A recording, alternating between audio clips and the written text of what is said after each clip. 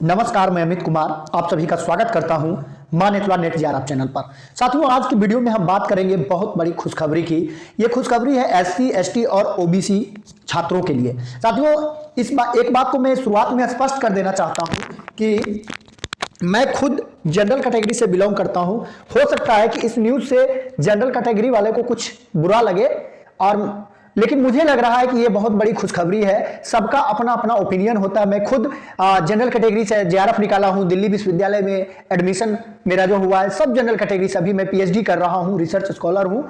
और तो फिर भी मुझे लगता है कि मैंने देखा है कि अगर हम गरीबी के आधार पर ही देखें तो जितना ओबीसी, एससी, एसटी में गरीबी है उतना जनरल कैटेगरी में गरीबी नहीं है। आप लोगों की क्या राय है ये कमेंट में जरूर लिखिएगा। तो साथियों, जो आज का न्यूज है, अभी कुछ दिनों पहले यूजीसी के चेयरमैन एम जगदीश कुमार जी ने एक नोटिफिकेशन निकाला था कि अब जो विश्वविद्यालयों में जो असिस्टेंट प्रोफेसर के जो पद हैं उसमें जो आरक्षित श्रेणी का पद है, अगर योग्य उम्मीदवार नहीं मिलता है तो उस पद को आरक्षित से खत्म कर जनरल कैटेगरी यानी सामान्य वर्ग में लाकर भर्तियां की जाएगी। तो ये एक तरह से आरक्षण को खत्म करने की शुरुआत समझ सकते हैं। लग रहा था कि अभी शुरुआत में इस तरीके से करेंगे। इस देश में बेरोजगारी चारों तरफ है और आपको पता है और सब लोग ये सामान्य डेटा जानता है कि जनरल कैटेगरी की संख्या इस देश में मुश्किल से 10% है। बाकी जो परसेंटेज है वो ओबीसी, एससी, एसटी इन सभी लोगों का ही है। तो ऐसा कैसे हो सकता है कि योग्य उम्मीदवार ही नहीं मिले? उम्मीदवार तो बहुत है, बस एक तरह से मुझे लगता है, ये मेरा ओपिनियन है साथियों, मैं शुरू से बोल रहा हूं। आप लोगों की क्या राय है ये कमेंट में लिखकर जरूर बताएं।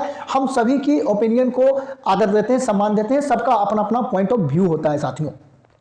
तो इसको शिक्षा मंत्रालय ने नकार दिया है कि नहीं, ये बिल्कुल सही नहीं है कि आप आरक्षित पद को अनारक्षित कर देंगे। यूजीसी ने तो ड्राफ्ट तैयार कर लिया था, लेकिन शिक्षा मंत्रालय ने इसको मना कर दिया है।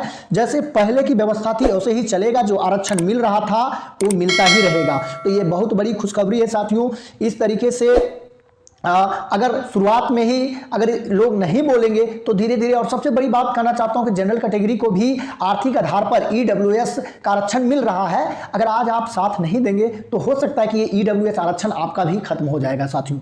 तो जो कमजोर है, पिछले तबके से हैं, गांव से आ रहे हैं, ग्रामीण इलाके से, जिनके जो अभी भी मुख्य धारा से जुड़े हुए नहीं हैं, तो उनकी मदद और समर्थन में मजबूत लोगों को, शिक्षित लोगों को हमेशा खड़ा रहना चाहिए। जेएनयू में भी इसके लिए बोला गया कि आंदोलन होगा और बहुत सारे खासकर अन्य विपक्षी पार्टियां भी इसको लेकर सरकार की आलोचना करी। और अभी आपको पता है इलेक्शन आने वाला है तो सरकार ऐसा कोई रिस्क नहीं लेती, इसलिए शिक्षा मंत्रालय ने मना कर दिया है यूजीसी के इस प्रपोजल को। अब जैसे आरक्षण पहले मिलता था वैसे मिलता रहेगा। तो साथियों, अगर आप यूजीसी नेट पेपर 1 और पेपर 2 की तैयारी अगर फ्री में करना चाहते हैं तो इस चैनल पे आपको हमारी तरफ से गाइडेंस मिलेगा।